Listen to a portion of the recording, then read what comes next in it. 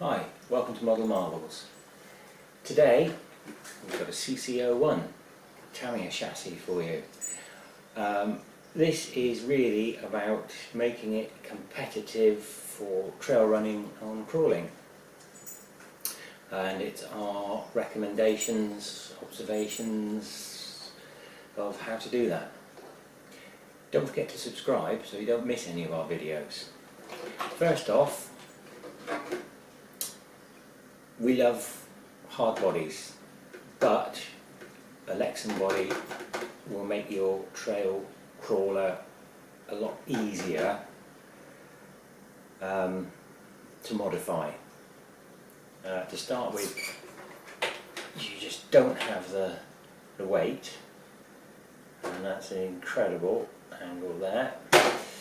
So, having said that, let's get this Lexan body out of the way, and we can tell you that, there we go, this chassis is running on actually leftover tyres from the EX Real Crawler, the original Land Rover tyres.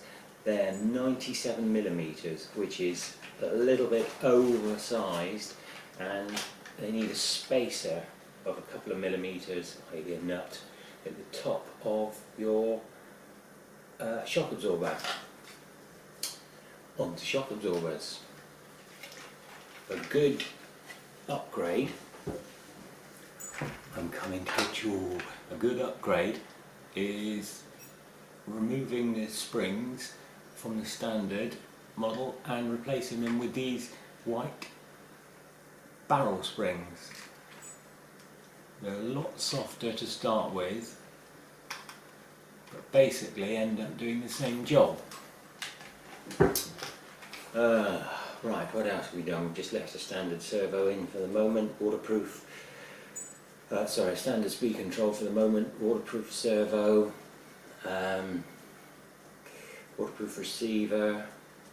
So, next thing, as you've seen on the front, skid plate. Well worth it.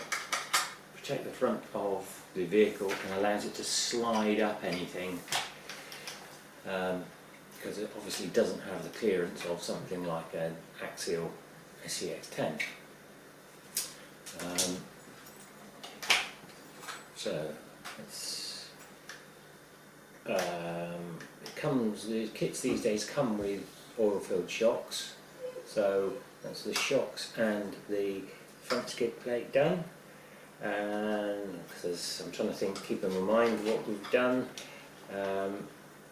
Next thing is, most obvious thing, 4-link suspension. Now, this is not necessary, but it does mean it removes any slot from the back axle, and will just give you much better performance generally. Most impressive thing are these droop extenders for the suspension, which are now a Tamiya part, and they allow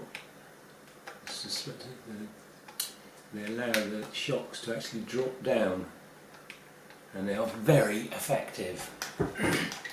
So much so that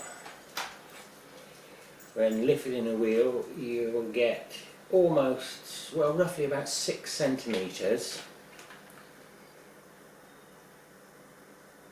of suspension travel in sort of tricycle mode before it starts lifting off front wheel,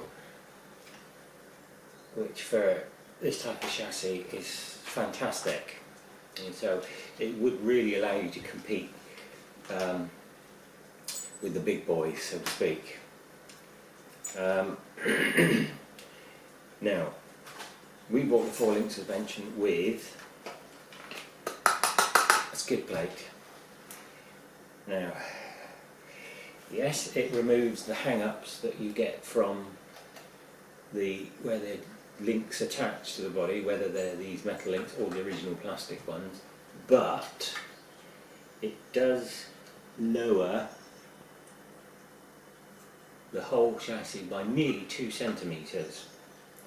Yes, it's protecting your drive shaft, and yes, it's protecting one of the spur gears underneath here, but it's going to be a personal consideration whether you feel it's worth it. Just see if you can see just how much that lowers it. I don't know if it's picking it up on the camera, because I normally only show you the chassis with the skid plate fitted like this, because it does lower it quite a lot. But it will protect everything, and it will allow you to slide over almost anything. Keep going. So, and the final thing is bin the original motor and put something a bit more torquey in there. We've opted for a 45 ton RC Filter 4-wheel drive motor, just because it's still going to give some speed. We're not really going out and out crawling, we're going to use this trailing, which hopefully will get some video to you soon. Don't forget to subscribe. Thanks for watching. Bye.